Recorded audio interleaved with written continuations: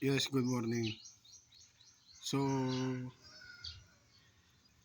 today we are going to have paralegal works to lawyers and judges. So, for example, I am your paralegal. Then you are the person who asks for uh, legal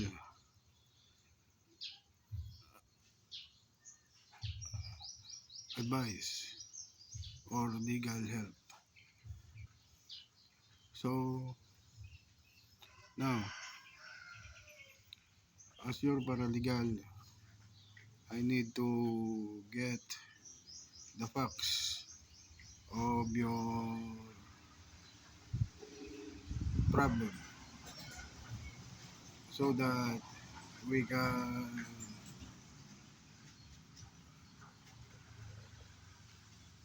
seek the proper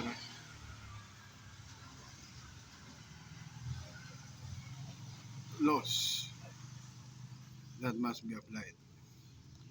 So, for example, you give me a fax,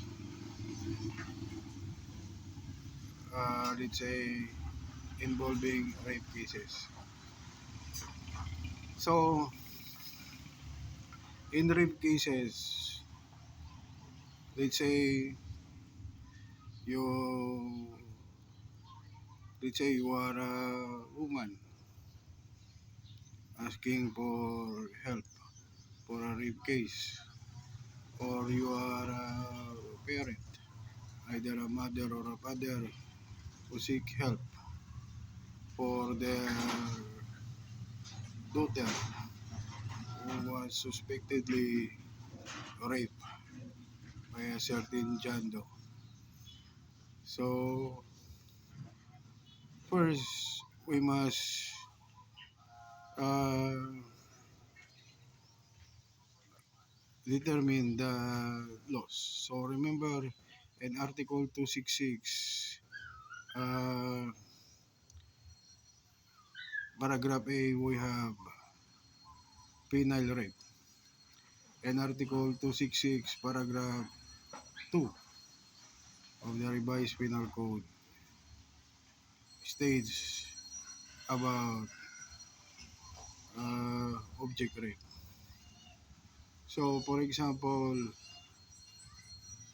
uh, with with force or intimidation, the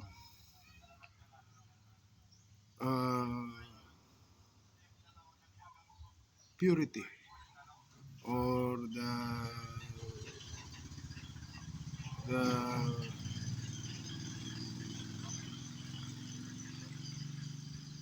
woman woman's uh, vagina was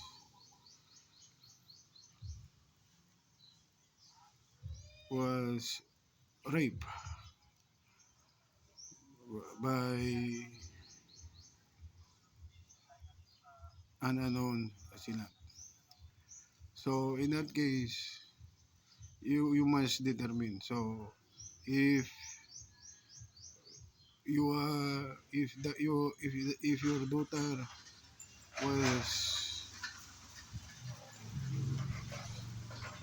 just uh, made to insert dildo or any sex objects or sex toys, then that's still rape under Article 266, that's a paragraph 2. So if it is done by penile, meaning uh, the sex organ of a male was sexually intercourse.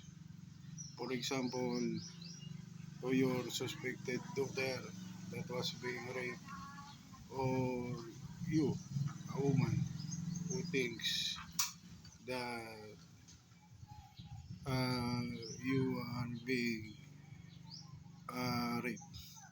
So we must also gather the facts as your paralegal before we can refer your problem about rape in RPC to a lawyer. The correct facts. So, for example, if your daughter is a minor, particularly below 16 years old, so that's statutory rape. So, when ex-president Rodrigo Duterte was enthroned, uh, he made a law. He made into a law, statutory rape where the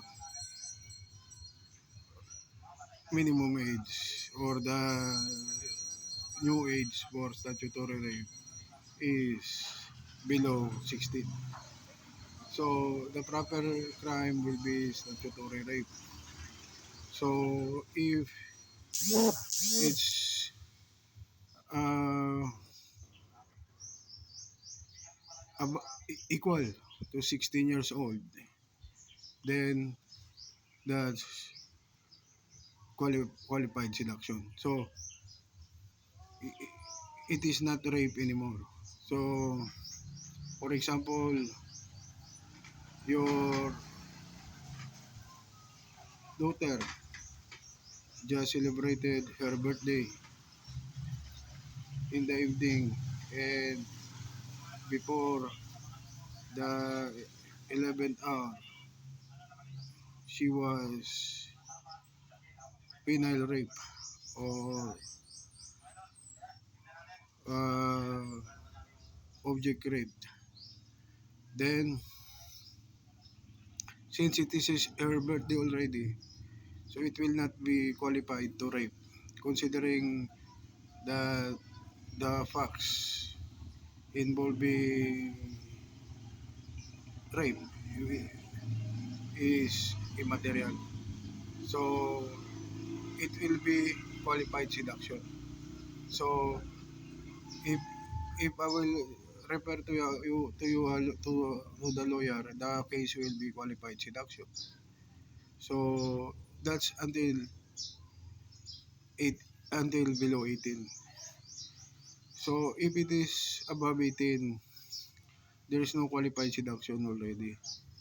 So if the elements of rape are not proven